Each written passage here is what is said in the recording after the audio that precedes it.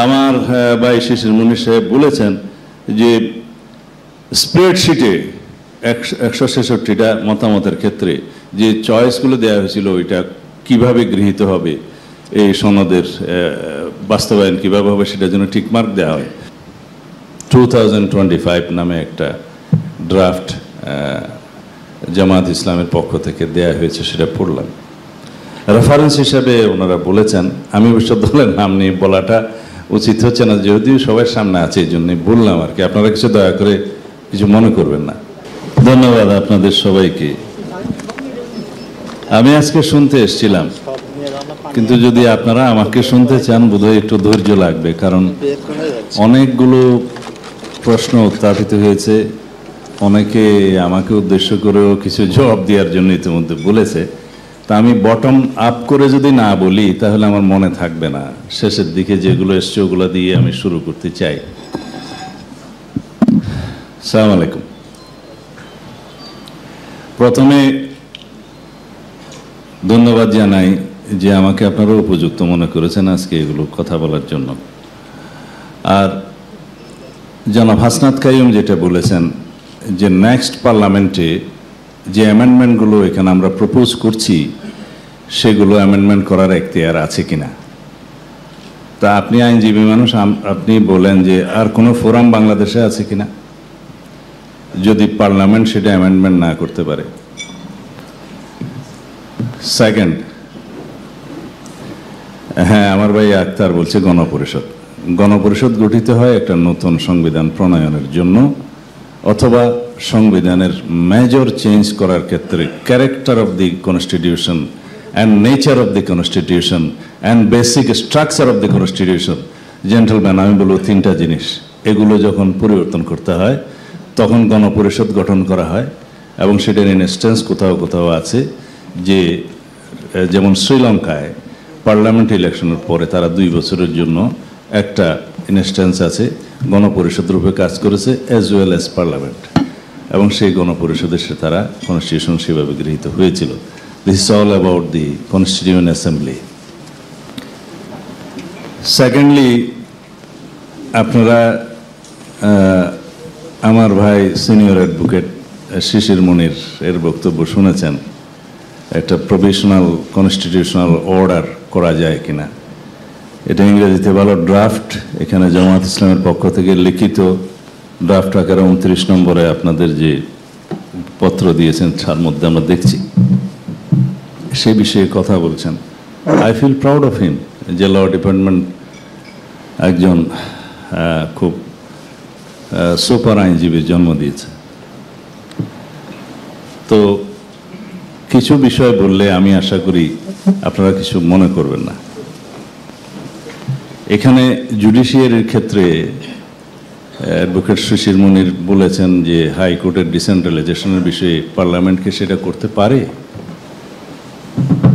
হ্যাঁ, পার্লামেন্ট সেটা করতে পারে, তবে সেই ইন্টারপ্রিটেশনটা সুপ্রিম কোর্টের দেয়ার এখতিয়ার যে এটা ultra bias two the constitution or not. সেটা 8th অ্যামেন্ডমেন্টে দিয়েছে যে বাংলাদেশে ডিসেন্ট্রালাইজেশন অফ দ্য হাইকোর্ট এটাকে আনকনস্টিটিউশনাল ডিক্লেয়ার করেছে। কিন্তু আপনারা এখানে যেভাবে ঐকমত্য হয়েছেন, সেদিন আমি নোট অফ ডিসেন্ট আকারে দিয়েছিলাম এবং 2বার পার্সু করেছিলাম যে আপনারা এটা যখন প্রফেসর আলী রিয়াজ সাহেব প্রেসকে বলবেন, প্রথম দিন বলেন না, সেকেন্ড দিন আমাদের পার্সুয়েশনের কারণে বলেছে যে এই ক্ষেত্রে সুপ্রিম কোর্টকে আলোচনা করতে হবে যে সুপ্রিম কোর্ট কি বলে, আদারওয়াইজ এটা ইমপ্লিমেন্ট করা যাবে না। আমরা হয়তো পার্লামেন্টে সেই আইনটা পাশ করতে পারবো, কিন্তু পরের দিন সেটা চ্যালেঞ্জড হলে সেটা আনকনস্টিটিউশনাল ডিক্লেয়ার হয়ে যেতে পারে। এখানে আমি মনোযোগ আকর্ষণ করব আপনাদের সকলের, যে আপনারা এখানে বলেছেন যে basic structure of the constitution change করার কোনো এখতিয়ার পার্লামেন্টের নাই।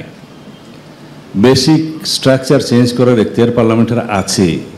সেই ক্ষেত্রে কিভাবে সেটা লেজিটিমেট করা হবে সেই ক্ষেত্রে আর্টিকেলগুলো বলা আছে যে preamble article 8, 48, 56 and article 142 itself, যেটা অ্যামেন্ডমেন্ট প্রসিডিউর বলা আছে। এখন আমরা প্রপোজ করেছি আর্টিকেল 58 ক এবং ক 2 পরিচ্ছেদ, মানে চ্যাপ্টার 2 ক 2 ক পরিচ্ছেদ হিসেবে পরিচিত। এগুলোকে যেন ইনক্লুড করা হয়, যাতে এইগুলো চেঞ্জের ক্ষেত্রে পার্লামেন্টের পাশের পরেও before the signature of the president এটা গণভোটে যেতে হবে। এটা হচ্ছে বেসিক স্ট্রাকচারের ক্ষেত্রে। বেসিক স্ট্রাকচারের ক্ষেত্রে আরও কিছু বিষয় বলা আছে, যেমন আপনি ডেমোক্রেসিকে বাদ দিতে পারবেন না। এটা basic structure plus character of the constitution, কারণ আমরা রাজতন্ত্রে ফিরতে পারবো না।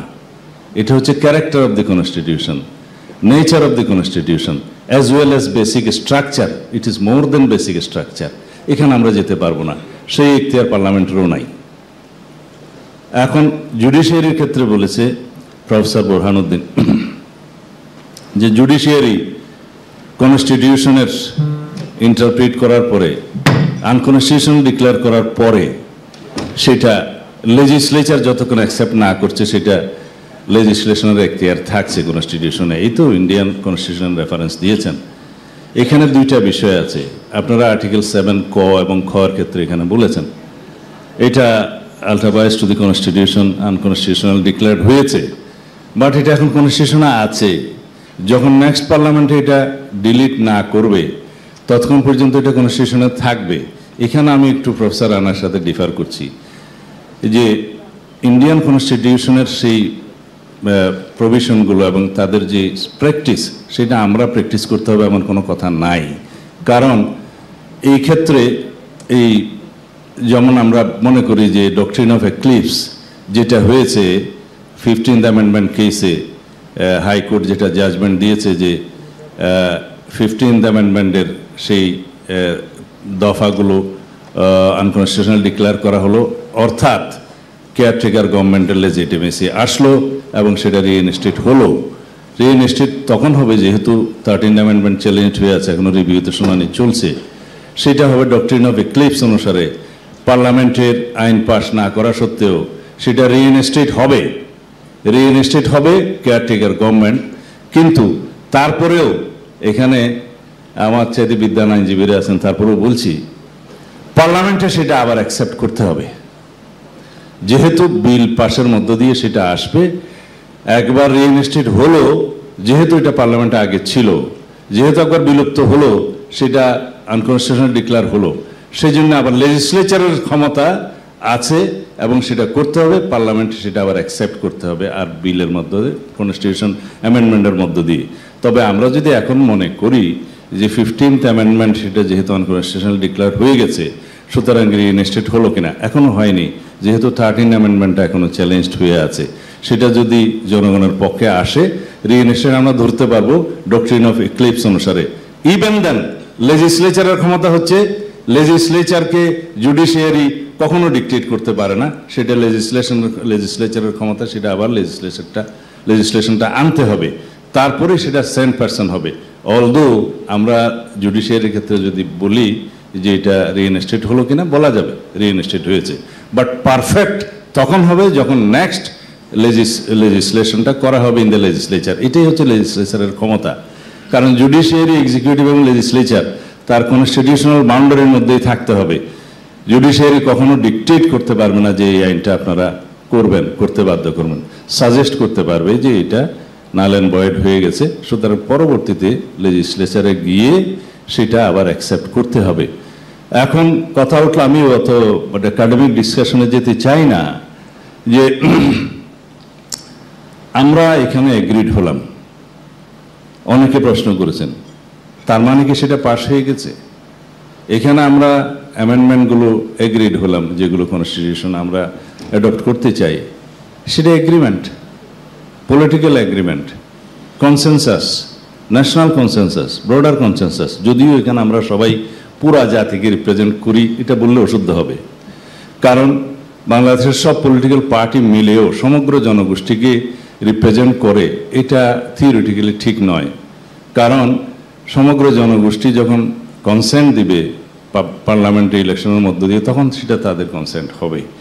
আমরা কোনো পলিটিক্যাল পার্টি 1%, 2%, 40% লোককে রিপ্রেজেন্ট করতে পারি, কিন্তু সেটা অফিসিয়ালি, লিগেলি, থিওরিটিক্যালি তখনই লেজিটিমেট হবে যখন মানুষ তার, জনগণ তার সোভারেন পাওয়ারটা প্রয়োগ করবে ভোটের মাধ্যমে।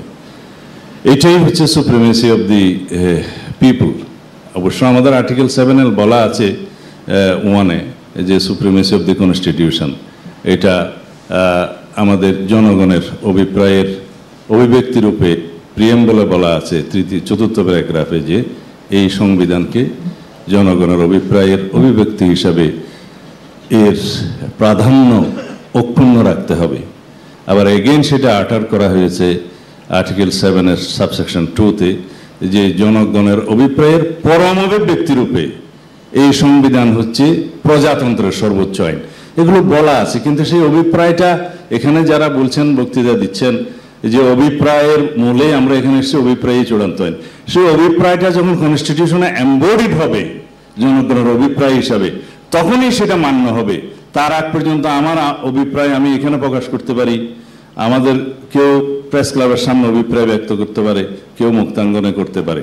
সেটা অভিপ্রায়টা তখনই কনস্টিটিউশনে এমবডিড হবে যখন সেটা পার্লামেন্টের অ্যাকসেপ্ট হয়ে যাবে অভিপ্রায় হিসেবে, তখন সেটা প্রতিবাদ হবে, তখন সেটা মান্য করতে বাধ্য হবে।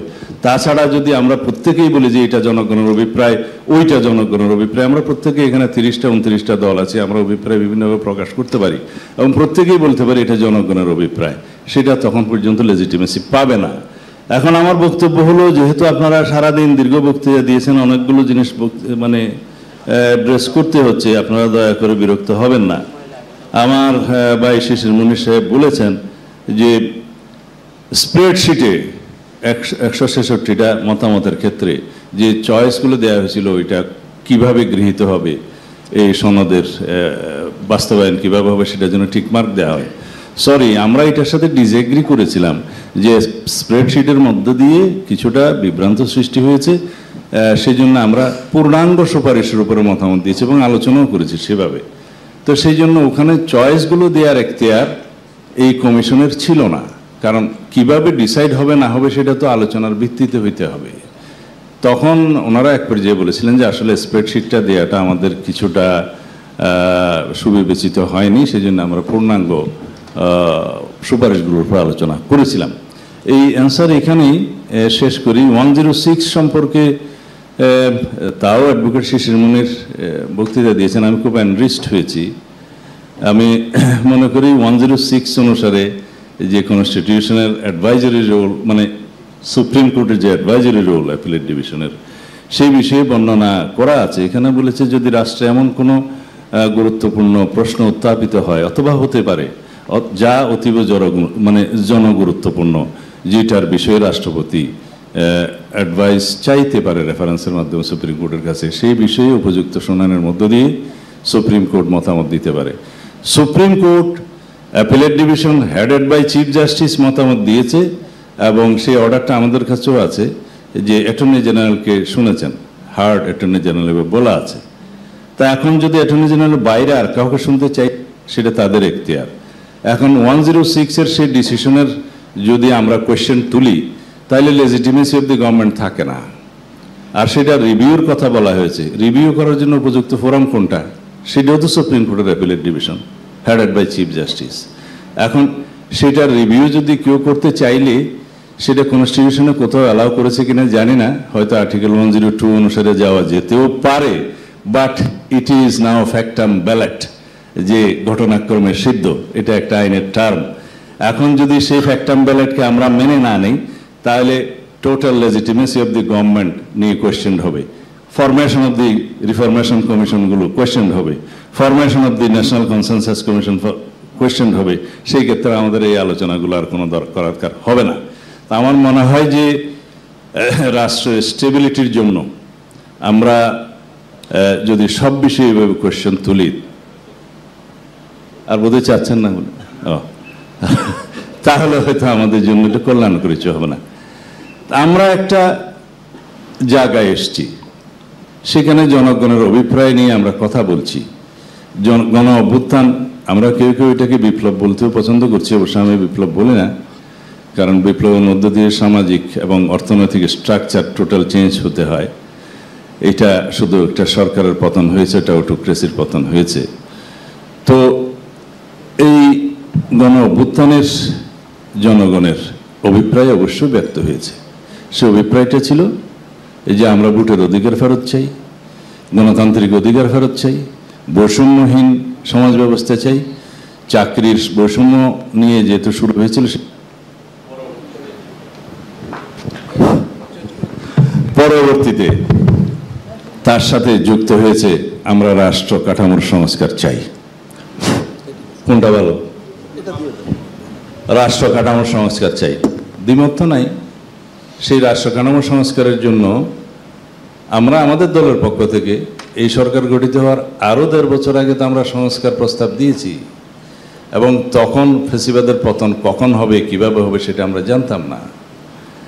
তো সেই সংস্কারের সাথে আমরা একমত, এবং এখানে অনেকগুলো সংস্কার আছে যেগুলো 31 দফার সাথে হুবহু মিল অথবা তার সাথে সামঞ্জস্যপূর্ণ।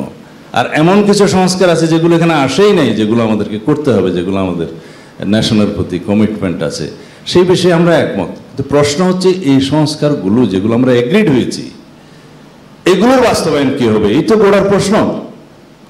এখন আসি তাহলে শেষের দিকে যেটা বলা হয়েছে আর কি, এক্সট্রা কনস্টিটিউশনাল স্টেপস, যেটা আমার ভাই বললেন যে 57 আর্টিকেল অলরেডি অ্যাব্রোগেটেড।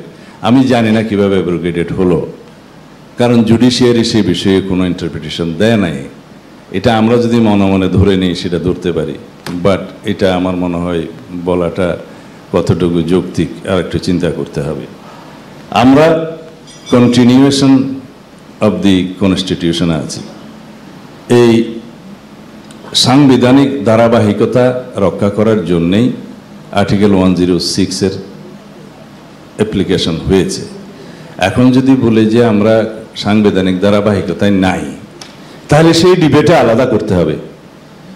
যদি সাংবিধানিক ধারাবাহিকতায় না থাকি, বাকি সব কিছু কিন্তু অবৈধ হয়ে গেল। যদি সাংবিধানিক ধারাবাহিকতায় আছি, তাহলে আমরা আলোচনা করতে পারি।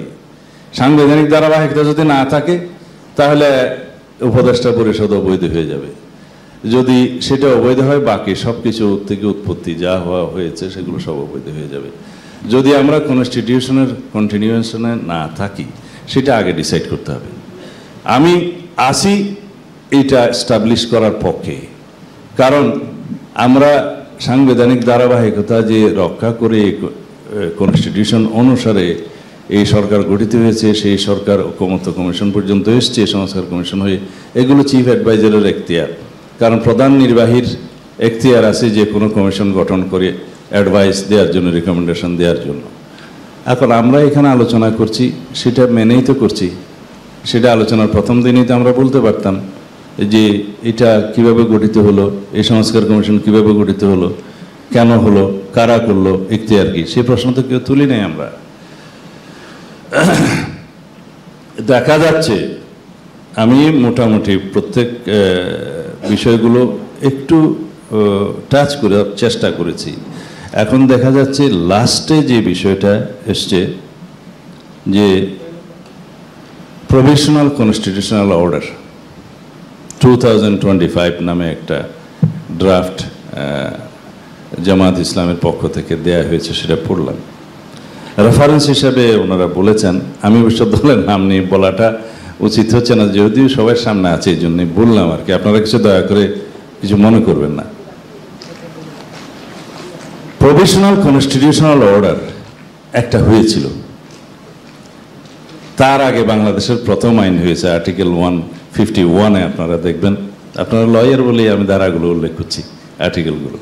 বাংলাদেশের ফার্স্ট আইন হচ্ছে দি continuance Laws Continuance Enforcement Order 1972 dated 10th April 1971, sorry, 10th April. Second law হচ্ছে the Provisional Constitution of Bangladesh Order 1972. কখন হয়েছিল? যখন কনস্টিটিউশন ছিল না, যখন রাষ্ট্র গঠন করা হয়েছে, এই ঘোষণা দেওয়া হয়েছে ডিক্লারেশন অফ ইন্ডিপেন্ডেন্সের মাধ্যমে।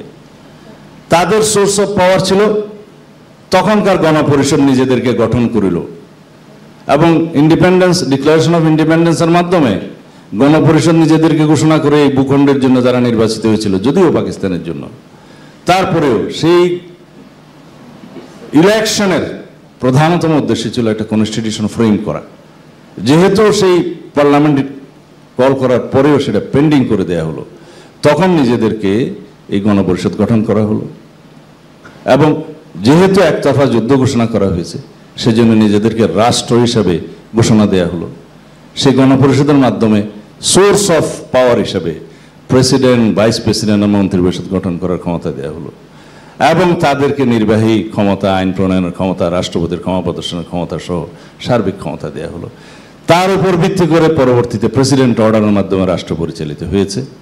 এবং ততদিন পর্যন্ত প্রেসিডেন্ট অর্ডার অনুসারে রাষ্ট্র পরিচালিত হয়েছে যতদিন পর্যন্ত 1973 সালে সংসদ নির্বাচন হয়ে, অধিবেশন হয়ে, স্থগিত হয়ে রাষ্ট্রপতি অর্ডিন্যান্স জারির ক্ষমতা পেল না, ততদিন পর্যন্ত।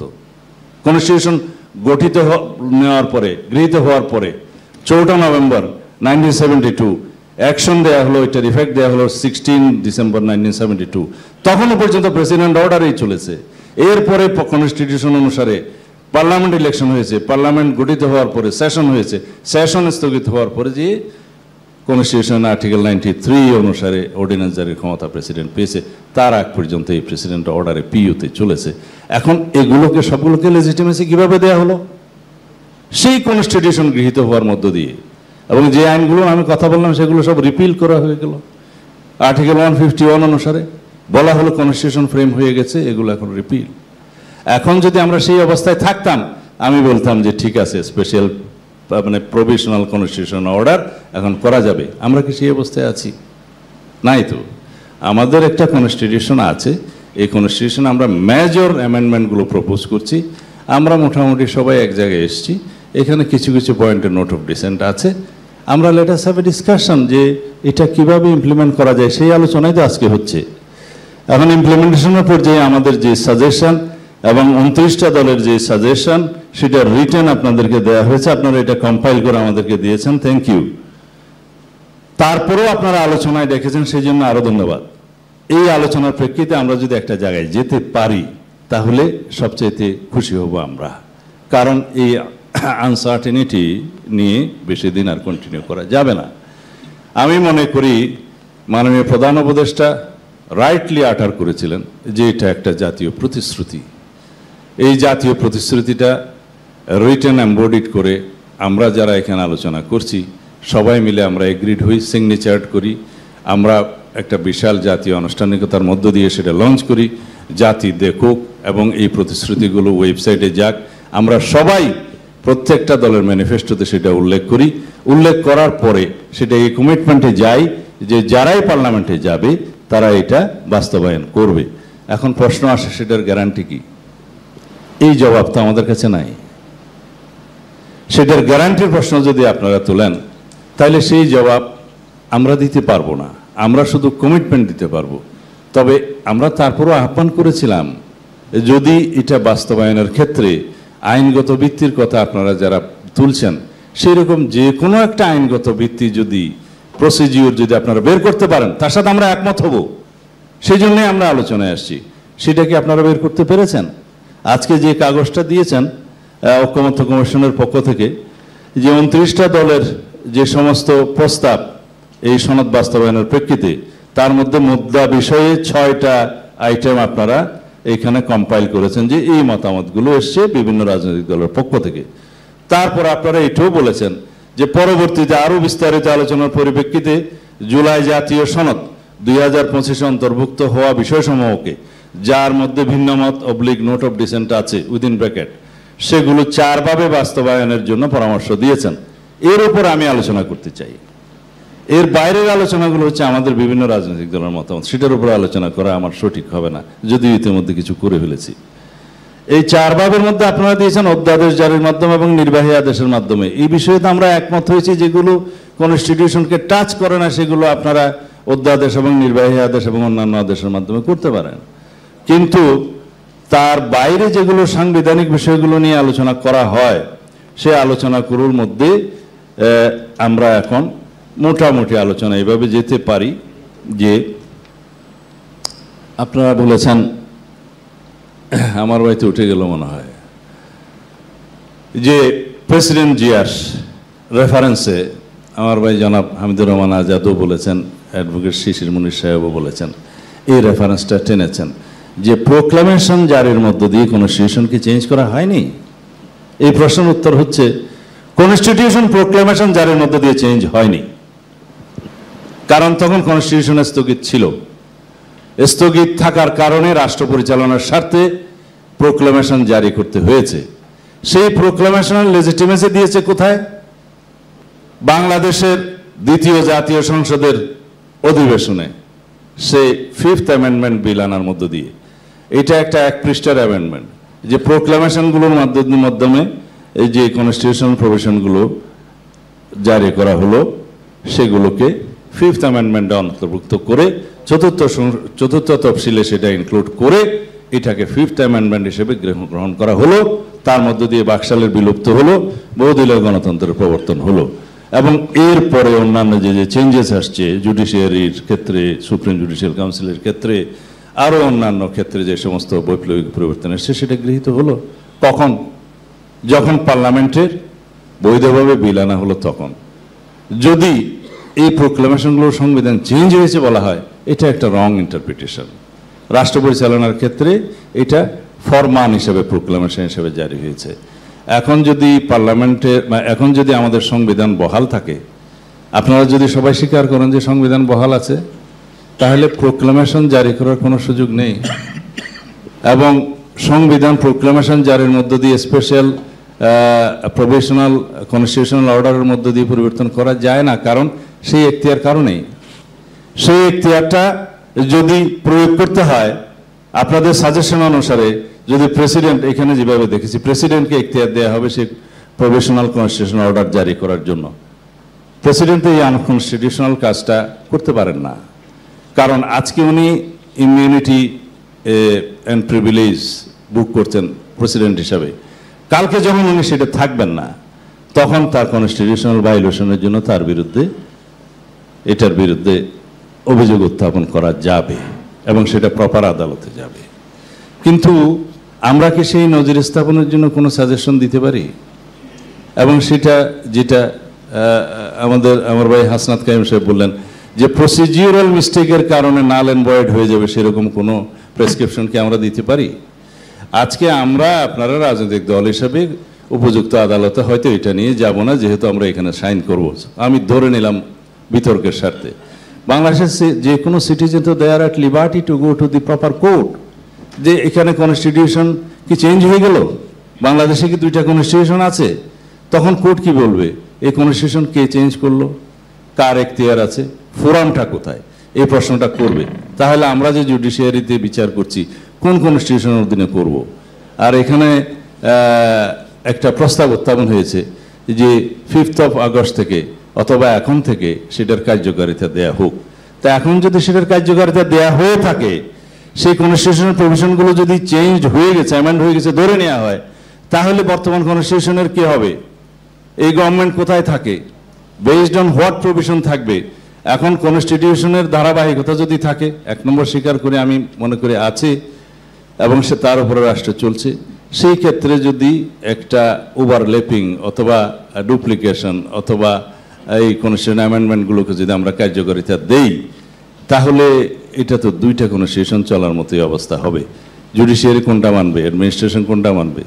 এবং সিভিল রাইটসের ক্ষেত্রে, প্রপার্টি রাইটের ক্ষেত্রে, যে কোনো লয়ের আশ্রয় নেওয়ার ক্ষেত্রে আর্টিকেল 31 অনুসারে কোনো সিটিজেন যদি যায়, তখন কোর্ট কোনটা মানবে, জুডিশিয়ারি কোনটা মানবে, কোন প্রভিশনটা মানবে? আর্টিকেল 31 অনুসারে সে যখন রিলিফ পাইতে পারবে, আমি শেষ করছি, তখন কোন কনস্টিটিউশন অনুসারে যাবে? এগুলোর সব আমার মনে হয় যে সমস্ত প্রস্তাবনা আসছে, এটা সাধারণভাবে অগ্রহণযোগ্য এবং এটা যৌক্তিক নয়। সুতরাং আমরা একটা জায়গায় আসি যে আমরা একটা ন্যাশনাল কমিটমেন্টে যাই, সেই কমিটমেন্ট অনুসারে আমরা অঙ্গীকারনামা সই করি এবং সেটা পরবর্তী জাতীয় সংসদে গৃহীত হওয়ার জন্য সবাই আমাদের যার যার ম্যানিফেস্টোতে উল্লেখ করি। এইটাকে ভায়োলেট করে বাংলাদেশে কোনো রাজনৈতিক দল ভবিষ্যতে রাজনীতি করবে সেই রকম কোনো সুযোগ আছে বলে আমার মনে হয় না। আমার বক্তব্য এতক্ষণ শোনার জন্য আপনাদেরকে অসংখ্য ধন্যবাদ। আরও অনেক বিষয় আলোচনা ছিল, আমি আজকে করলাম না, পরবর্তী যদি কোনো কোয়েশ্চেন রাইজ করে তখন করব।